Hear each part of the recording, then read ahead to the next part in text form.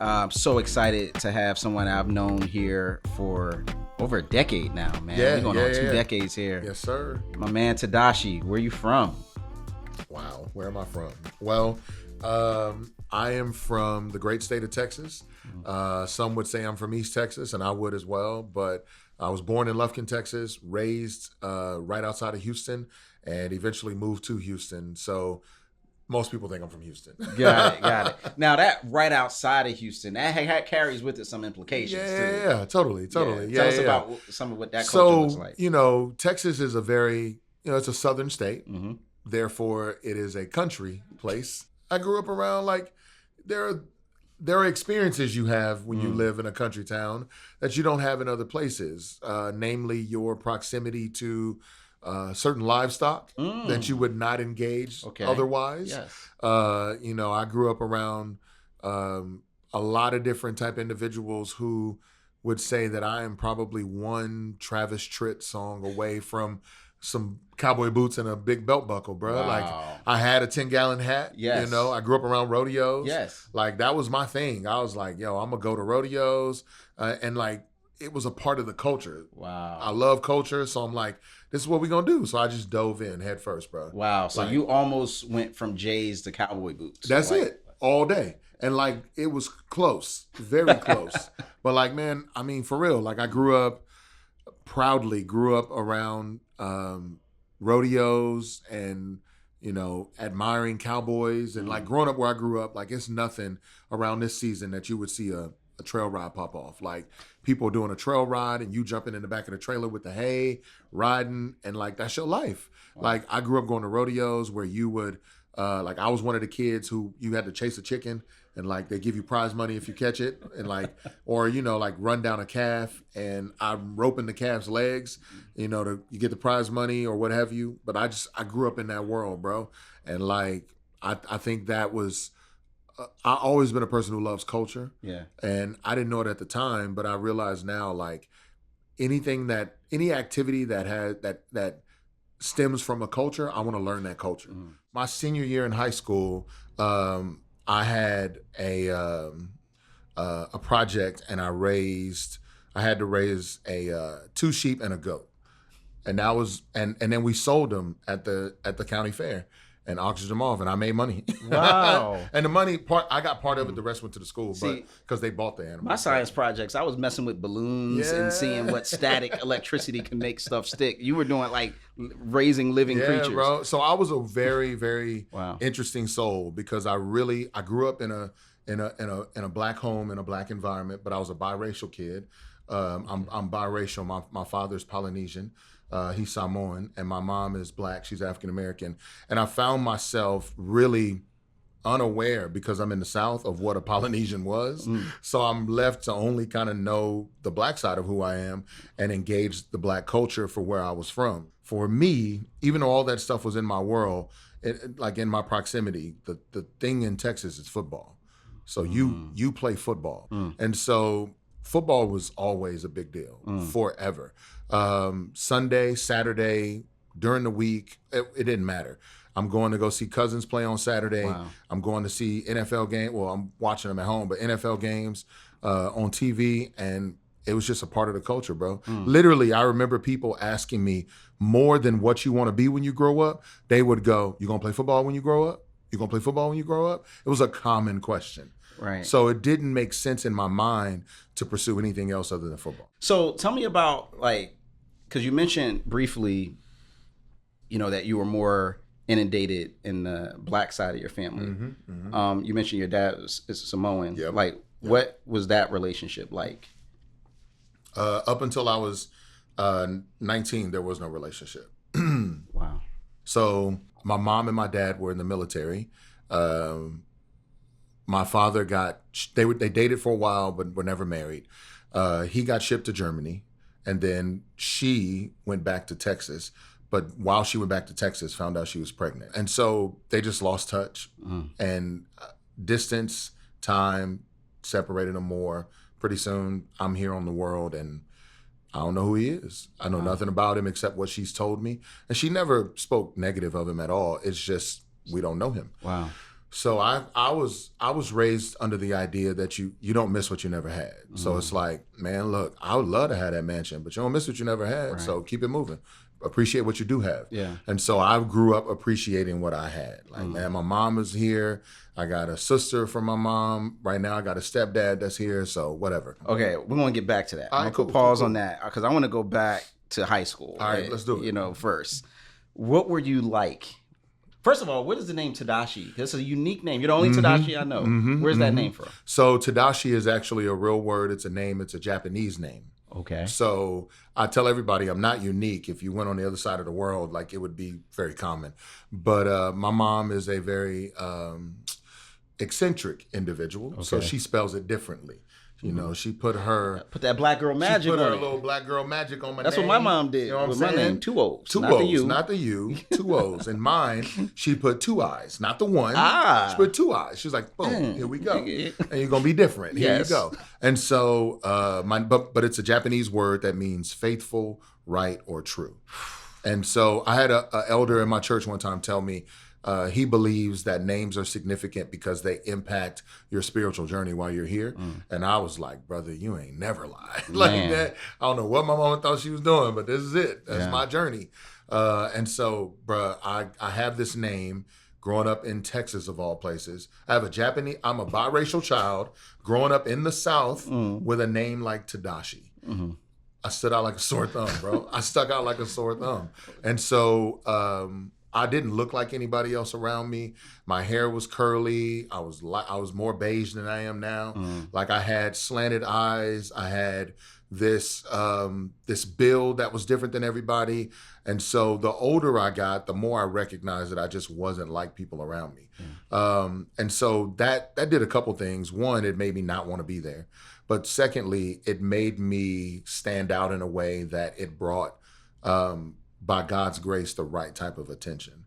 So growing up where I grew up, you stand out long enough, you either get picked on or you get pushed forward. And I had enough people pick on me. I had a lot of people pick on me, but enough people pushing me forward that I felt myself propelled towards something at the end of the day. So, all right, you were an athlete. What else? What other aspects? Yeah. So I was what I call a athletic band nerd. That is the best way I can describe it. That's like you ruined the plot of every high school movie. Every movie, that bro. Ever come I don't out. fit. Every time I watch a movie, like recently, I watched. My homegirl was in town, and we watched Mean Girls. Right. Tina Fey, old Tina Classic. Fey movie, classic movie. But in the movie, very stereotypical. She shows a grid. Yes. Of the cafeteria. Yes. And mentions all the different groups. The jocks. Yep. The attitudinal black girls or whatever she said, like on down the list. Band geeks, nerds, goth, whatever. And I was like, I would have broke that mold because I didn't fit.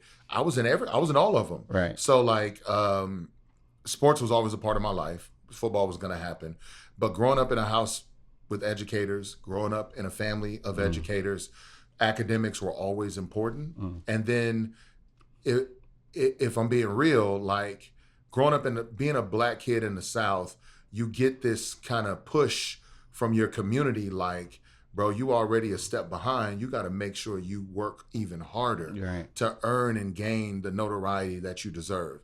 So I found myself pushed even harder. Yeah. So academics came easy, but they were also important to me.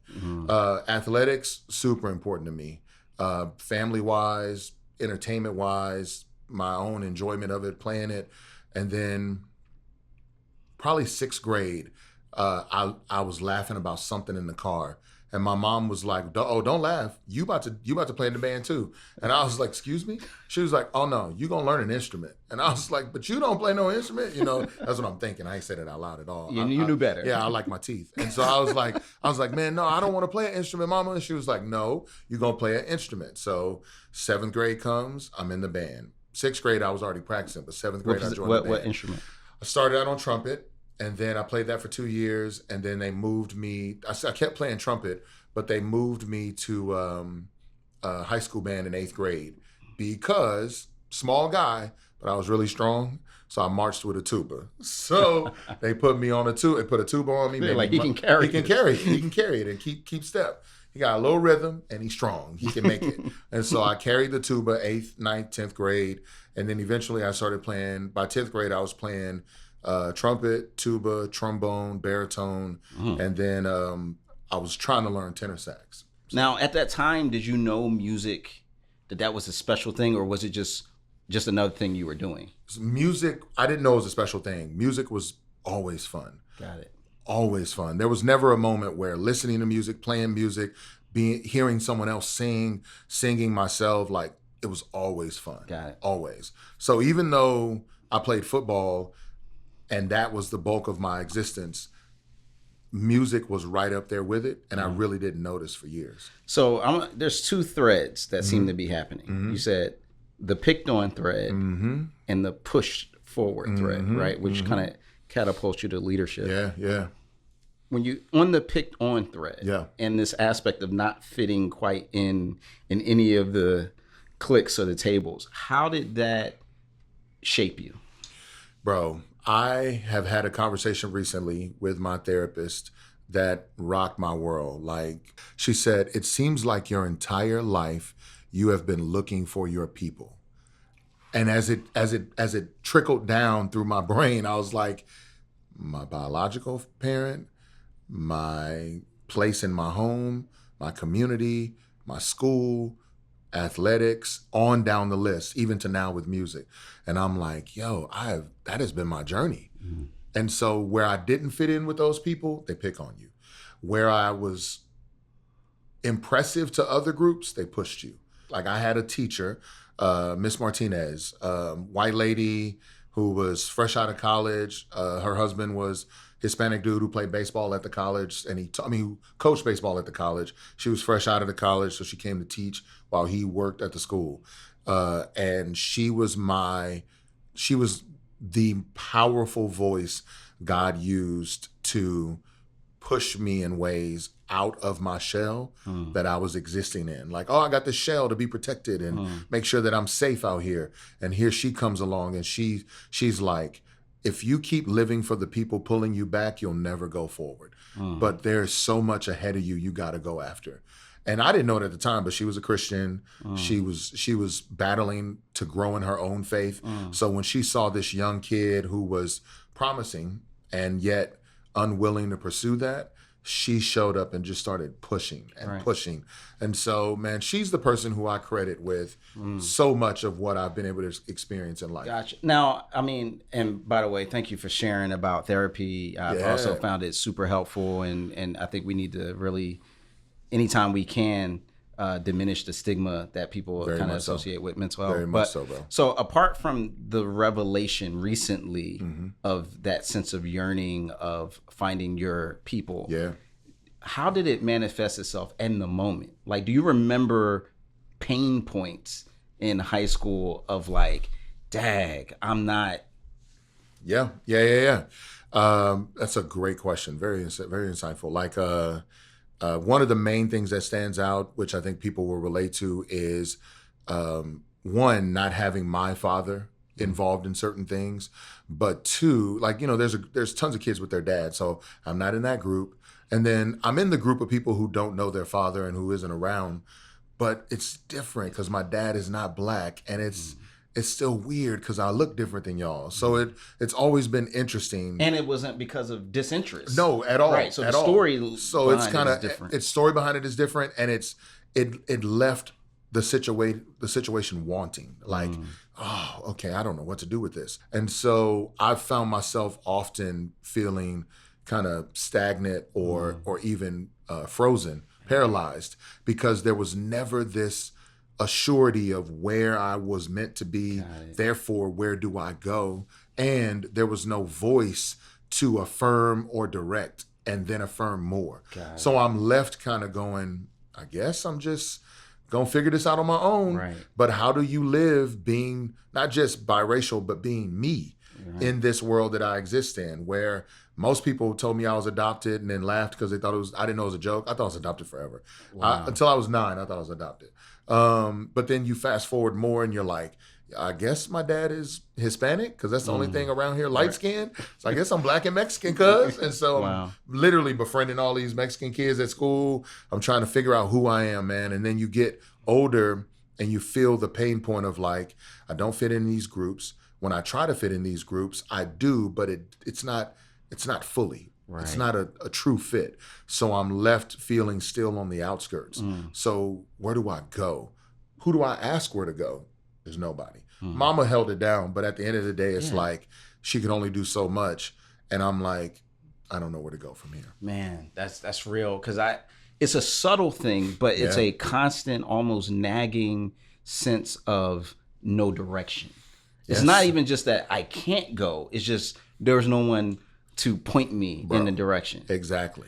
I didn't have trusted and close voices to give me guidance in a lot of ways. So I was left up to my own devices, so to speak, which would honestly make me second guess myself, question what to do, so what and so on.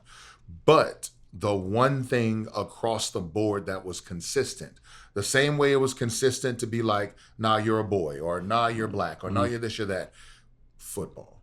It was just consistent, bro, since day one. So I grew up believing I'm going to the NFL. Like there is nothing that will stop me from doing this. I graduated high school with a 4.0 GPA. I was top 10 in my class. At the end of the day, I have the grades, I have the track record. I'm getting into Baylor. But I didn't know what Baylor sports was like. I just know I loved the school itself. So I get there, and the first thing I do is try out for the track team. And the coach was like, come with me. Worked me out, and when the workout was over, he was like, we got you, come on. And so he was like, if you can get through the indoor season, we'll give you a scholarship in the spring. Bet, perfect. Football, I'm working out. Now that I'm on the track team, I have a reason to be at the stadium working out in the weight room underneath. And so while I'm there working out with one of the classmates that's a freshman like me, the football coach comes in. My friend who I'm working out with plays football. And he's like, yo, who's this kid lifting what you lifting? You are a starting linebacker. What is this? And he was like, coach, it's not fair. He's Samoan. And he was like, are you now? Ding. Are you now? And so he walks me back to the office, and the coach says, come here. Now, what's your name? Where you from? Why have we never heard of you? And I was like, I guess y'all don't come to East Texas like that. And so he was like, all right, we'll be here to try out. And so I did a workout with that coach, and he was like, you're in. All right. So what did that feel like to be in a place? Because now it's almost like you've been invited to a people. Yes. Now, right? You have a people that said, we want you. So even as I'm growing up and trying to find my people, sports was it. Right. Like I'm the kid that if the coach said, go home and drink pickle juice and Pepto-Bismol, it'll help you get better, I'd have did it. Right. Like I'd have mixed it up, drank it, and been like, coach said. Like that would have been me. So I loved football. I gave my life to it. Like every day, bro. I'm working out twice a day. I'm studying plays. I'm watching film. I'm doing whatever I can do. I'm going to camps. I'm working out with my cousins who play in the NFL. Like whatever I can do to make it to the NFL, that's what I was trying to do. So it felt validating to get accepted on a college level, on a collegiate level, to a team, and it have the potential to be like another family. And so in this moment, you are walking on campus and have an encounter with somebody. Oh, yeah, bro. Tell us about that. So I had an encounter as I leave, it's called the Sub, the Student Union Building, with a young man by the name of Keenan Akers. And Keenan was a native, I don't even know what you call him, Waconian? I don't know, he was a native of Waco. Yeah. And so he walks on campus. He's a student as well, a freshman, and he comes up and he says, hey, bro, I heard you talking in the Sub. You know, the jokes you made, the stuff you were saying to other people. I got to be honest, based on a lot of what you did, I would say the Bible would call that sin. That was his segue into sharing the gospel. Off the top. Top. Cold call. Like, here we go. And I was like, okay. And I said, okay. And then I just looked at him. And he shares the gospel with me. And then when he's done, he says, would you like to accept Christ? And I said, hey, bro, you don't know me. You don't know me. Who you think you are, judging me? You don't know who I am to God. You don't know what I've done to get here, blah, blah, blah, blah, blah. And I was upset. I went from like a 2 because I was a little like agitated. He stopped me to like a 12. And so I tell everybody, like, I politely moved him out of the way until he fell on the ground. And then I stepped over him and went to class. And this was post freshman 50. Yeah. So that polite move onto the ground. I was not playing. I was like, I was upset. Wow. I was upset for real. I was like, bro. And really looking back on it, I remember feeling shame and the enemy using shame as a tool to trigger my insecurities. Because here is someone telling me the whole time I'm looking for my people. Yeah. I'm excited to be here, but I come from a background where, I mean, depending on the month, the lights could get turned off. So ain't nothing promised. Like, this could be taken away. So for you to come and say, not just you say it, but you like, God said I'm not good enough or I'm not okay. I'm like, bro, you don't know me. Right. I don't appreciate this. So I went to class upset, bro. And it like ruined the day. So then what happens next? Oh, so I leave, I go work out. Back then the stadium was off campus, like 5 miles, 6 miles away. So you had to catch a ride. So I had to go. I left class. I'm mad. I'm sitting in class upset. I'm not paying attention anyway. I leave class. I rush to go catch my ride. I'm late for them. I got to find another ride. Get to the stadium, start working out. Coach says, hey, it's a light day. We're not going to do much. We're not even going to suit out. Just put on your shorts and top and then work out. We're going to do weights and be done. So I run through the circuits and then I'm done. And then my friend I was working out with from the beginning was like, hey, bro, I think you could beat that squat record up there. I saw what you was working out with. And I was like, oh, one day, just thinking like that and saying that. He was like, I think you could beat it today. And I was like, today you think so? He's like, yeah. So we put an extra amount of weight on the bar and I go down and pow, I get it back up. And I'm like, okay. But listen, boys and girls, never max out after a workout. It is the dumbest thing to do on earth. And so after already running through these different circuits, I end up trying to max out on squat. I put enough weight on to where the bar bent a little. And I go down and I don't come back up. And I tell everybody, like, I do it, I'm like, I hear a snap. But I heard the snap in my head more than I did outside in my ears, and it freaked me out. So I just dropped everything and fell. And they heard the rumbling, so the doc came in and he was like, what was that? And they like, Charles, like, get him, he fell. And so they moved the weight, they picked me up, and I'm like, I'm good. And as I stand up, it hurts. And doc was like, don't walk. And, arms over the shoulders, 2 people on each side, and I'm walking to the car, or they get me to the car, get me to the doctor. X-ray shows that I didn't know this, but I have scoliosis. My spine was curved in 2 places, or still is. But at the moment, my hips were rotated forward and the right one was facing out. And so the doctor's like, son, I don't know how you walked in here, let alone was lifting weights today. He said, listen, you got a couple choices. You can keep playing football or you can call it quits and be able to rehab what's going on with you. Now, you've already reached a certain age. You're 19. I don't know how you don't stop growing for a while, but I don't know, you might have reached a point where you can't really correct this. And so I was like, well, there goes football, because I want to walk. I want to not be in pain the rest of my life. So I give up football, but in giving up football, I had to give up my scholarships. Potential of one that was on the way. And then without the scholarships, I can't afford to stay. My mom and my stepdad ended up getting a divorce. So during my freshman year, so there was no way to find extra money. So I'm taking out loan upon loan, trying to stay. And they keep raising tuition every semester. Not like every year. Every semester tuition was going up. So I'm like, I can't afford to stay. I don't know what to do.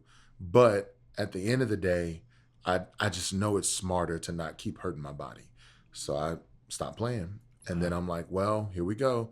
Now I'm at the lowest I've probably ever been in my life at this point. I don't have a scholarship. I can't stay at school. I know I got to go back home and face all of the talk about not being able to make it. And so I'm down. I'm literally sitting outside on a bench outside the sub.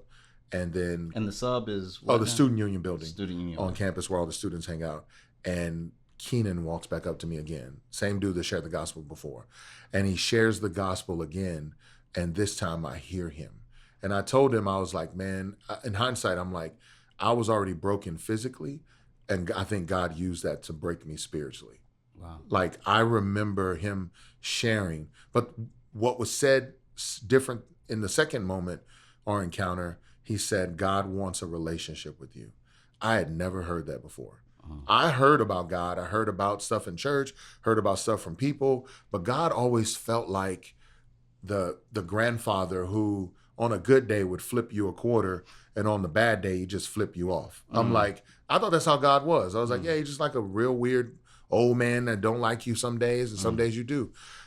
And he said, no, God wants a relationship with you. And that, I mean, bro, I tell everybody at that moment, I really believe the gift of faith was given. And I feel like it felt like a warm embrace on the inside. And for the first time in my life, all of the hunting and searching, where do I belong? Where do I fit in? Can I achieve this? Will I fail at that? Went away and I felt peace.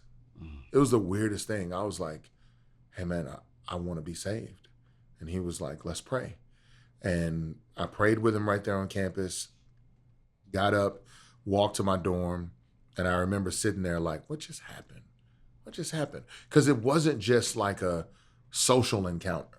Something supernatural happened. It consumed my mind for my whole evening. Like I left, I went to go back to practice, to see people, went to rehab, came back, and I'm sitting there in my dorm room, and I got this NIV Bible he gave me.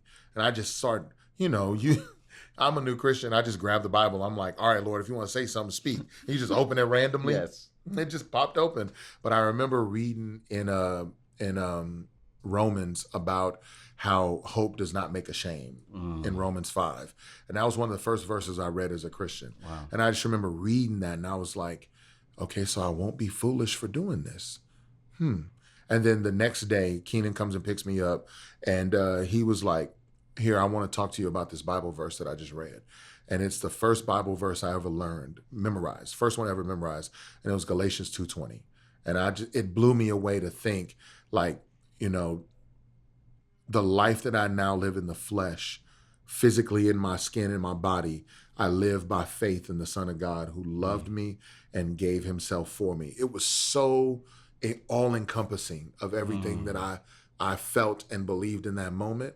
And it literally became my favorite verse. Like I was even a dude that left, went back to Houston, went on the north side of Dagos and got the hood tat with the scripture on it. Like, I'm like, this it right here, bro. I'm a Christian. It's my favorite verse.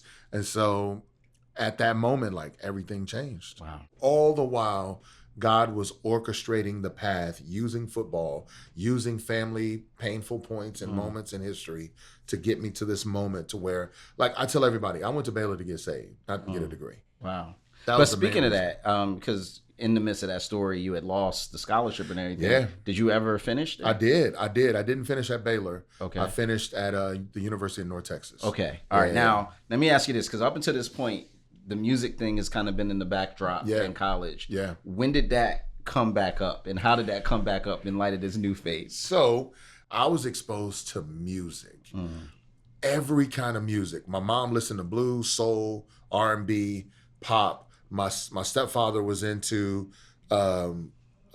country and blues. That was it. I'm gonna get home, and if he in a good mood, he gonna have some country music playing. He in a bad mood, blues music playing, and you stay out his way. So it's just like, that's all I knew. Then I get older and I get exposed in band to all these different other styles, jazz, big band, like even swing and ragtime. I'm like, this is phenomenal. And then I learned about the Harlem Renaissance and the music. I'm like, they played ragtime. Look at this. Like, it just blew my mind, bro. So music is what I was exposed to. And so when I got saved in college, that's when I really got into gospel music and Christian music. So there was a certain talent show, opportunity that you had. You did your research, didn't you? Yeah, I want to skip over this. Tell us about the immediate. So Keenan says, hey man, I want you to do a talent show. No. He says this first. Why don't you, all those freestyles you do in your room rapping, why don't you write some of those down and rap about God though? And he said it like it was a dope idea. I was like he made it up. He made it up. Like it was like it was gonna be the most revolutionary thing ever. And I was like, write them. Nah, bro, I'm good. Nope, you can't get no girlfriend rapping about Jesus, bro. I'm good. I'm straight. And he's like, no, trust me, it'll be amazing, man. Promise you. I'm like, no. He pressed me for like 2 weeks. When I finally agreed, he said, good, because the AKA is doing a talent show and we gonna be in it. God. What? No. And the AKAs, Alpha, Kappa, Alpha. Sorority Incorporated. Sorority Incorporated. Yes. So the pink and green, that's their colors. They doing a talent show. They've invited every minority organization on campus. Not just black, every organization. Yeah. So there's going to be other Greek fraternity sororities. They're going to be athletes. Social going to be everybody. And so I'm like, no, I don't want to do this. He pressed me again. Finally, he convinced me I was good, and he convinced me that this would be a good moment for us. Sure. I write a song. I praise God I don't remember the lyrics of the song at all, because people would ask, and I can honestly say before God, I don't know it. Do you remember the title? But the title, though, bruh, was called Are You Ready to Be Down with Christ Tonight? ? And there was a comma between Christ and tonight. Are you ready? Are you ready to be down with Christ? Tonight. The question of tonight. Are you ready to be down with Christ tonight? Like, are you? So, bruh, the title tells you how bad the song was. Oh, it was so bad. Out of 7 contestants, we got 6th. Weren't good at all. And meanwhile, while I get up to perform, so a dude on the track team with me grew up in church. He played keyboard, he played bass, all this. He makes a beat on his keyboard. And then we have to put a microphone up to the keyboard to let the beat go through the system. Meanwhile, while someone's holding the mic down to it, because there's no boom stand for the mic, somebody holding the mic, he playing the keys, and meanwhile, he's also recorded a track with a bass that he's playing with a radio next to it. So the microphone is catching the keyboard music and the radio bass recording, and then my dude Keenan is singing, because he can sing. He's singing the chorus, and I'm rapping. And this is late 90s in hip hop. Every song had 3 verses. Yes. I'm doing a 3-verse, 4.5-minute song called Are You Ready to Be Down with Christ Tonight? And so, bruh, it was so bad. I just remember my for real friends at the time looking at me and then quickly putting their head down as if they had phones at that moment to look at. Like there were no phones. There were no phones, bro. Yo, it was so bad. We got 6th place, but when it was all said and done, people came up and they give you that Easter Sunday speech encouragement. Hey, good job, baby. Hey, way to go, brother. Hey, that took courage. The best one was, hey, you was up there. Hey, you was up there, brother. I was like, Statement of fact. You did that. I was like, whoa. I said, it was that bad, wasn't it? And I looked at Keenan and I was like, bro, what did you do to me? Mm-hmm. And I went to my dorm, embarrassed, upset. My friends teasing me while we get back to the dorm room. I'm like, whatever, man. All right, cool. 2, maybe 3 weeks later, I get a knock on my apartment door. By this time, I got my own apartment. I'm living in a different spot. Knock on my door. Who is it? And my man, Bron, knocks on the door. He said, man, I opened the door. I said, yo, what's up? Now, he played football for the school. We not friends. We don't talk. I don't even know why you're here. Matter of fact, I'm actually terrified a little bit because you like a thug for real. Mm-hmm. Like, look, bro, he walked in, he sat down. I said, yo, and give you something to drink? You don't know what to do. I'm being nervous. Like, hey, would you like a beverage? How can I help you? And he said, I see the talk. And he broke. And I was like, oh my God, what is going on right now, Lord? And he said, man, let me tell you, bro, I'm facing a drug charge, a gun possession charge, my girl pregnant, my folks cut me off. I have nothing. When I lose this scholarship, I'm going to jail. Mm-hmm. I need help. I said, what? Meanwhile, in my mind, I'm like, what about me told you this? I would know what to do with this. Mm. Like, I just got lawyers like ready on deck. Like, well, I know a good bail bondsman, bro. I can help you out. But he said, I said, why you want to talk to me? He said, man, I saw you at that talent show.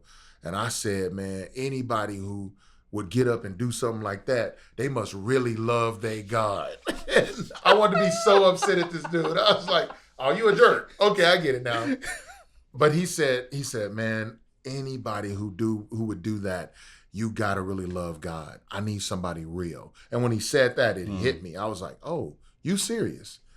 And so I prayed with him. I shared the gospel with him. I talked to him about what I knew from scripture. And then I told him about my experiences with the legal system. And then after that, I was like, he left. And like, he didn't come back to school in 2 weeks. Like 2 weeks later, he was gone. I never seen him again. And so I told Keenan about it. And he said, it worked. I said, what are you talking about? He said, I only wanted you to do the talent show because it would bring distinction. Now everybody doesn't know you as the party guy or the football guy or the crazy guy. They know you as the Christian. And I was like, that's diabolical. What? How did you know this? Wow. But he knew early on, like, it's not enough that you get to run around and share the gospel with your friends. They can reject that. But when you make public stances, it draws a line in the sand. People are either going to say, oh, this dude is real, and I don't want anything to do with that, or I do, or you know what, he probably still playing games and we don't know. So I stood up in front of everyone who had social collateral in my world and announced to them through one of the worst songs ever written, I was a Christian. Wow. And I love Jesus and I meant it. So Keenan says, hey, I think it'd be good for you to reach out to your pops. Remember, you could share the gospel with him. And I was like, yeah, well, I could, bro. That'd be dope. So I through a service that looks for people, like called 1-800-US-SEARCH. I don't even think it's around anymore. It is. But it is? Yeah. The website. Capping. For real? Website, yeah. That's wild. Yes. I never even thought to look it up. So anyway, I used their service. The woman I called at the service, she said, I can tell it was a black woman on the phone, she said, where you from? I said, oh, I'm from Texas, because you sound Southern. I said, yes, ma'am. She said, yeah, look at you calling me ma'am. You definitely from the South. She said, now why you want to find your father? What you trying to do? And I was like, is this a part of the service? Like, what is she doing? And so through the conversation, we get further in, and she says, well, just so you know, because I tell her my whole story, testimony, whatever. She said, well, just so you know, I'm a Christian too. And she happened to be the interim director for the LA Mass Choir. Wow. Phenomenal singer, awesome person. She says, I'm going to pay for this for you. She said, I'm going to pray for you. I really feel like, she said, you're my first call at work today. Wow. I feel like God did this on purpose. So I'm going to pay for it. You in college, save your money. And look, I didn't even know it cost money. So I was like, I'm glad you said that, because she'd asked for a credit card and I'd have been like, hey, Brandon, can I get your credit card? Like, it would have been horrible. So she pays for it. And 6 weeks later, a letter comes in the mail with a list of names with phone numbers. That's it. I don't know addresses. I don't know where they're located. By the area code, I can guess and assume. So I call these different numbers. The first two, no one spoke English. The second one, the man didn't speak English, but the wife did. Come to find out, that was my dad's brother. It was my uncle. She says, okay, I don't know you, but if anyone knows what you're talking about, it'll be Lepe, your dad's sister. Let me give you that number. Gives me a number that's not on the sheet to my aunt who lives in Huntington Beach, California. So I'm talking to my uncle who's in Florida, who connects me with my aunt in California. Wait, hold on. So you just calling someone like, hey, I'm looking for my daddy? That's it. That was it, bro. I was like, hey, how you doing? You're the third person I called, and I basically wanted to speak to somebody about me trying to find my father. His name is this. And she said, oh, yeah, I know him. That's your dad. And I said, yeah. And she said, okay, well, I don't know anything about this. And unfortunately, my husband doesn't speak English very well. So you would have to talk to somebody else. And I'm willing to connect you. Wow. Sure, please. So she gives me the number. So I call the next number and I go, hello, my name is blah, blah, blah. I'm calling you for X, Y, and Z. And my auntie says, oh my God, your dad was right. And I said, what? And she said, yeah, he's been saying for years he's had a son somewhere, but he had no clue where. And she said, this is crazy. You don't know. We have been praying for you. And I was like, wow, okay, thank you. And she said, well, unfortunately, there are no phones on the island where your dad lives, but you can write him a letter. And I said, sure. She said, let me give you the address. So I get the address and I write a letter to my dad. I basically intro with like, hey, I know you don't know me, but according to my mom, comma, her name, I'm your son. My name is Tedashii. And I go through where I'm from, where I grew up, some of the people he may know, my uncle who he was in the army with, all this stuff. And then I share my testimony. And I'm like, this is why I'm writing you, because God did blank. And I write my whole testimony out. It's like 6 pages. And so when it was done, I send it off. Another like 6 to 8 weeks goes by. And I honestly had forgotten I did it by that time. And right before Christmas break, I get a letter in the mail. I get mail and they bring it to me. And it's 6 letters rubber band together. Open the letter on top, and it's a letter from my dad, like basically sharing his excitement and singing the praises of the Lord that this had just happened. And then the other letters were from my siblings on my father's side. And they all wrote letters to be like, yo, Dad's always talked about you. This is crazy that we met. And so I don't know where the island is. All I know is you live on an island. I didn't realize Samoa was in the South Pacific and that it is closer to Australia than it is America. So my man don't even live in the same hemisphere. So I'm just like, all right, well, one day we'll meet, but this is cool. I got some letters. But I look through it all and I'm just like, yo, this is wild. And I'm blown away. Keenan says, this is crazy. God really did this. He said, I prayed for this. And I was like, I ain't prayed for it, but I was willing to try it. Yeah. And he said, bro, you got to meet him. And I was like, no, I don't know him. He lived on an island. I don't know where that is. He was like, you got to meet him. And so because it's the late 90s, everything is calling cards. So I had to go buy a calling card, call the number on the letter, speak for 2 minutes, and then you hear the little voice, your time is expired. And I was just like, all right. So then you do the hood joint where you call collect, and you have a collect call from, and in that space, you get to say what you need to say and then hang up the phone. So I'm like, all right, I'm gonna at least play this game back and forth and then write another letter.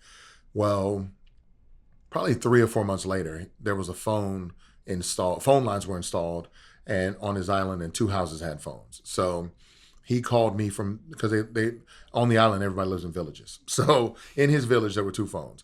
And he calls me on that phone for the number, told me what time to be there in the letter. So I'm waiting. I get the call.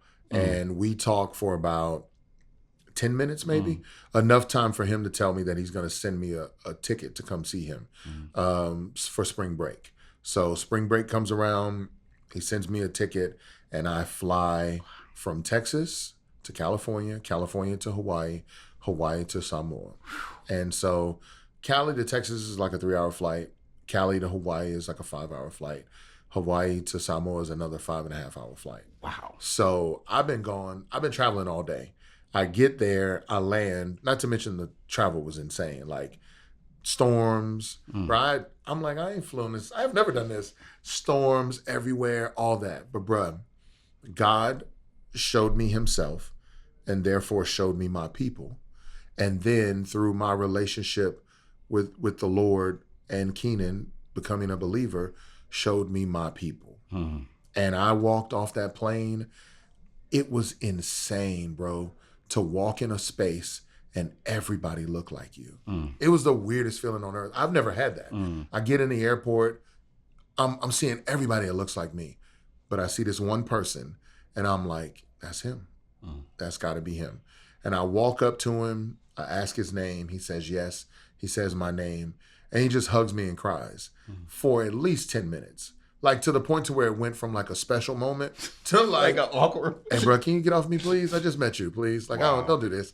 Like, it felt weird for real, but it was weird because a thing you never thought would happen and somewhat didn't care if it did, ended up being something that you realize you wanted all along. And so, and then to see that he wanted it so much, he is responding even with a deeper sense of emotion than you are. Than I am. That freaks you out too. That freaked me out. Because that's above and beyond what you could have imagined. Well beyond it. So when he hugged me, he let go and he was like, wow. And then he looked at me and he was like, praise Jesus. Let's pray. And we prayed right there. Wow. Left, got in the truck, went to the village to meet my family. Still surreal to this day. I don't know how to describe. I think you only have to. You can only experience it to know. But like, I can't describe what it was like. The horror, the fear, the insecurity, the joy, the excitement, the anticipation, all of it there, waiting to like boil over into something significant, bro. It was insane. And then in Samoan culture, festivals and parties are a big deal. In Samoan, it's called a fia fia. So fia fia is their idea of like a luau. And so my dad threw this big party for my birthday, invited the whole village. I mean, it's probably like 60 people in the village, but I mean, the entire village came. All of them brought me gifts. Everybody cooked. It was just like in Hawaii, they put a hog on a spigot, spin it. Yeah. In Samoa, they dig a hole in the ground and they create an underground oven. And so they cooked the hog that way. And like, I'm basically like, literally my dad met me, engaged me, prayed with me, spoke to me a few times, and then pretended like I was already there and threw me into everything. Hey, we need a hog. Go catch one with your brothers. So praise God for my background in rodeo. I know, hey, for real. No, I'm for real. It was full circle. So I go wild boar hunting on the island with my brother with just a knife. It was the most surreal thing ever. But I leave, I go back home, I have this experience. Now, again, he lives on an island thousands of miles away from me. I don't know if we're really going to have a connection or a relationship, but what a cool moment. And then to this day now, he's in my life. We have a relationship, and my man is a sincere believer. And one of the examples I have when it comes to how to persevere in faith, because he is, he's a man who, his first wife passed away from breast cancer. And then two of my sisters have passed away. And so he knows what it means as a husband and a father to suffer through loss. And I'm just like, all right, Pops, how'd you do this? Tell me what you did. And so what already felt like a kindred, like a closeness because of blood and because of faith and experience, now even more so feels like a bond. Wow. And speaking of that sense of loss as a husband and a father, that's something else that has been a part of your story. Very much so, bro. Very much so. So fast forward in the story from meeting my dad, Baylor, all this other stuff. Like I said, I moved to Denton, moved to Dallas from Houston. And that's where I met Lecrae. That's where I met Sho Baraka, BJ, Tedashii, eventually James, who we mentioned, all these different people. I meet Lecrae and Sho, and we're just rapping for fun. Friends, doing music. Now, I didn't know this at the time when I met him. Cray was always like, yo, I want to do hip hop. I've been wanting to do it forever. Like, that's his thing. Sho was like, yo, I've been rapping forever. Like, this is what I do. I thought it was fun. In my mind, I was like, it's just like anything else. If you just try hard enough, I guess you could do it. They would say, no, God has talent, graced you with talent in multiple things. Don't downplay that. Like, not everyone can just do this. I, on the other hand, was like, everybody can rap. What y'all talking about? Like, it's just fun. Watch this. And, so we quickly jumped into like a friendship because of our faith, the ministry we was part of, the school we went to, and furthermore, I think because of the love we all had for music. And I think that love drew us even closer together. So we started doing hip hop, and we was doing Christian hip hop really off the strength of like it being an extension of who we were already in our college ministry and the passion we had to do music regardless. Like, it was just there. Fast forward, us doing music in the way that we've done it, the capacity to which we've been able to do it, none of that I ain't had no plan for that. So everybody had their relationship to music and hip hop, and they were able to do certain things. Right. I was the person who really loved being a wordsmith. Yes. And I loved a certain style being from the South. Midwest South, there's always been this relationship where fast rap, speed was always a thing. Right. And then I wanted to do that. I just was like out here doing it, having fun. And I recognized like to be able to rap that fast wasn't common. To be able to do it with a level of intentionality with the vocabulary that I liked to use wasn't common. There was this brashness, this boldness, this abruptness that I entered in with that I don't think was common in our space. And so all those things combined, it garnered a level of attention. But what people also said, and which I didn't know at the time, they were like, you have a voice that commands the room. Yes. I didn't know this. I just thought, I like doing it. People listen. I don't know. So fast forward, while I'm rapping with these different friends, I recognize there are certain things that they do well that I celebrate. And yet there are things that I enjoy doing that on my most arrogant day, I would still struggle to say I'm amazing at. But I feel like I'm good at this. Right. So let's go. Now, in music, even though music had this special place in my heart, music to me took a backseat to ministry. Mm-hmm. Like I knew, like, man, God saved my soul. I got to tell everybody about this. I just got to. And so the more I did music, the more the music became a part of an artistic side of me. Mm-hmm. Initially, the music was a means to an end. Mm-hmm. Now I think the music is both the thing that glorifies God, and the way in which I choose to wield it is the thing that glorifies God. And so through all of that, I told myself, man, I just want to do this and be faithful to the Lord. And honestly, God, if I can travel and talk about you, I'll do it the rest of my life. That was a prayer I had in 2004. 2005, I start working on music. 2006, I put out my first album. I put out my album, Kingdom People. I put out my album in the fall. That summer, I had 27 concerts in 1 month, and I had no album out. Wow!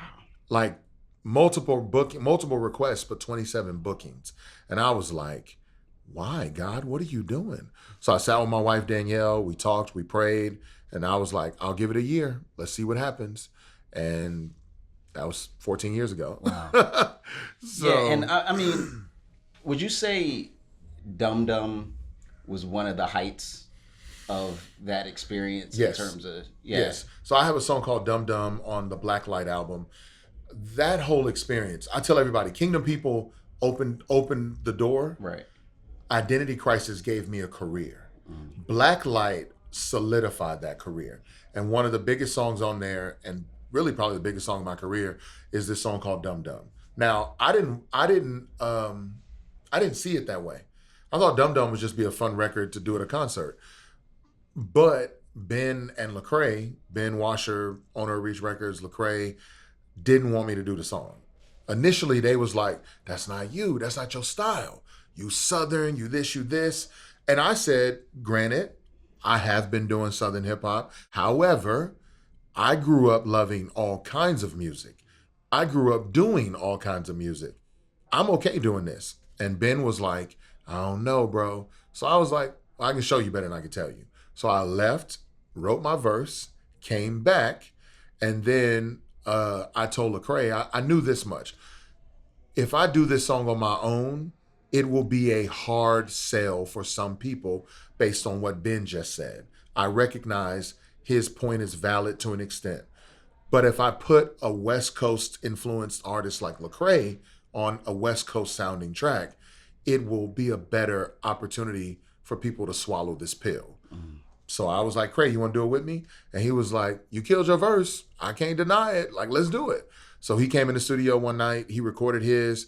Based on what he did on his, I went and rewrote mine because you're not going to outshine me on the song. So I went and rewrote my verse, came back, and he was like, "Oh, you killed it even more." Then we played it for Ben, and Ben was like, "I was wrong. All right, let's do it."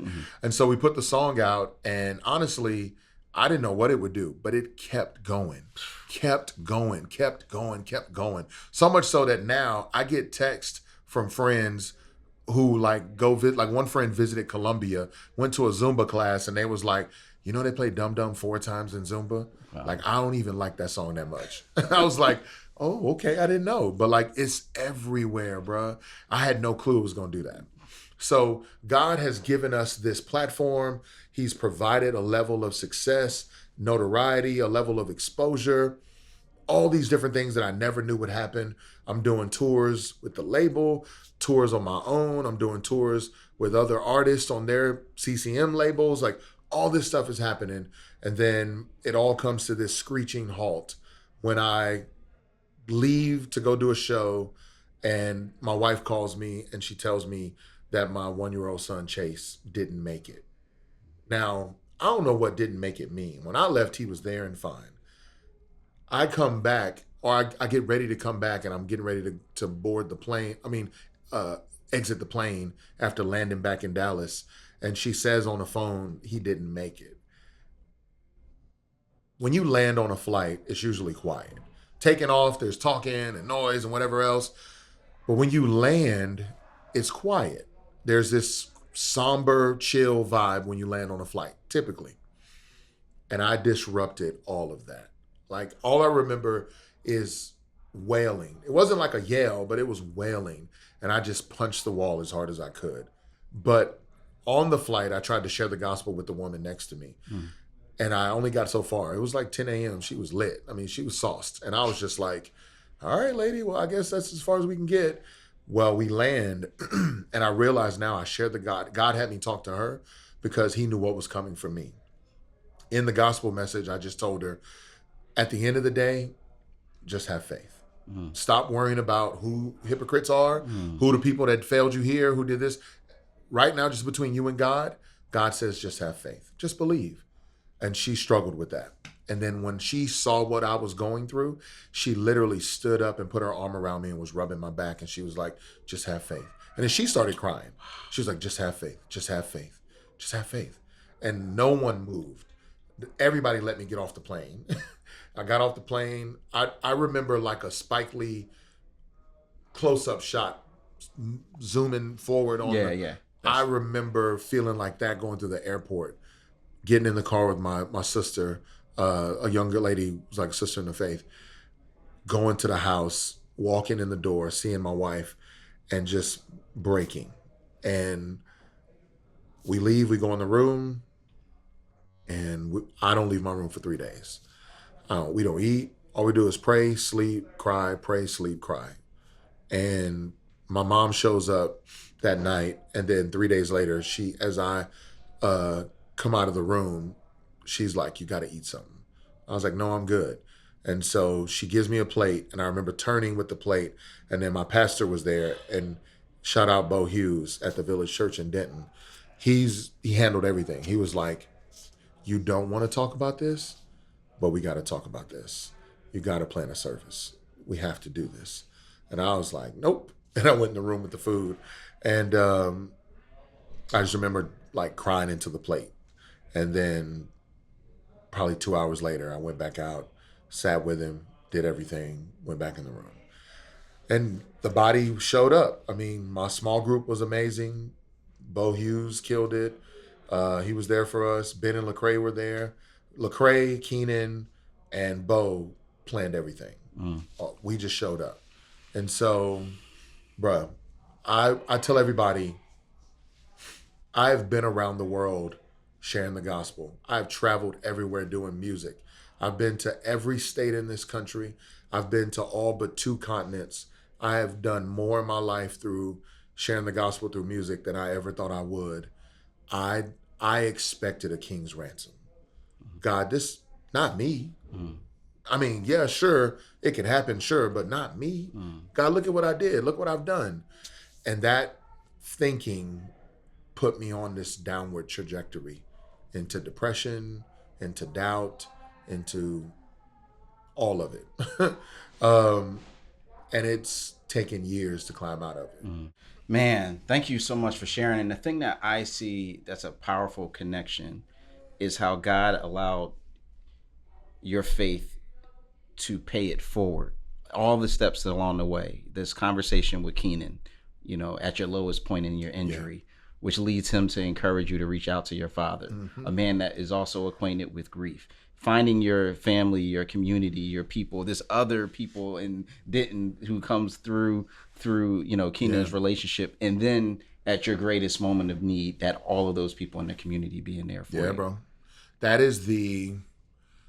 to me is a very powerful picture of what God intended the entire time I was looking for a place to belong. Like, bro, and I tell people now, I feel like that's been the journey. The journey has been, I'm not going to say the answer is like, everybody's your people. Like, I'm not going to say that.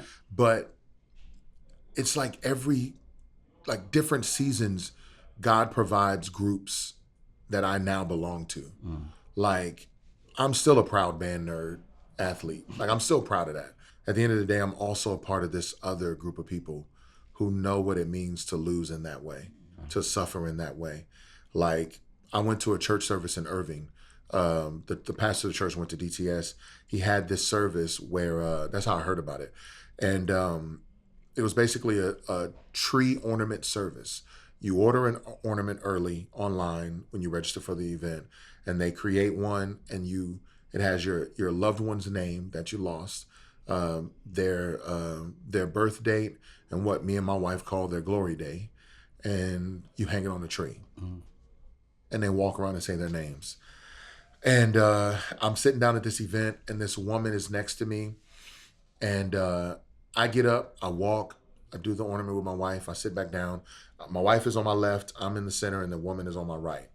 And then she gets up and she walks and she comes back and sits down. I see her, but you know, it's a somber moment, and we're definitely reflecting on life and just everything. And it's fresh. This just happened to us. And this woman sits down and she starts bawling, and she falls on my shoulder. Pretty soon she's like on my chest, and I'm definitely compassionate and consoling. And at the same time, I'm looking at Danielle like, what do I do? I don't know what to do. And she says, just wait. And so I find a handkerchief, give it to her. She wipes her eyes, and she says, I know I'm gonna cry. She said, thank you. I'm sorry I did that, but this day was more necessary than I realized. I go, oh. She said, that's the first time, I can't even get it out. She said, that's the first time someone has said my son's name out loud besides my own voice in 30 years.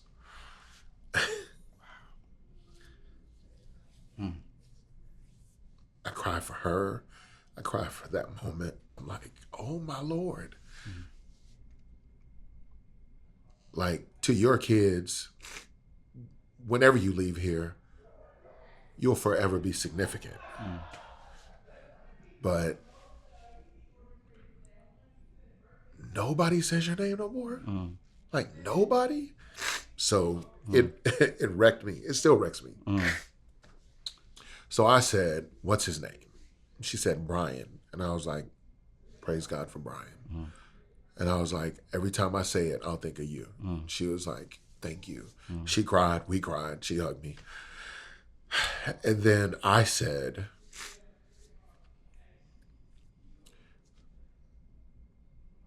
I don't want that to ever be Chase. So I'm going to say his name all the time. And whoever wants to talk about it can talk. So the one thing I want to help people understand is tears, grief, in my opinion, is love persisting. So to ignore what is causing the tears says more about your insecurities than it does the person. So talk about it. So I'm like, in a kind way.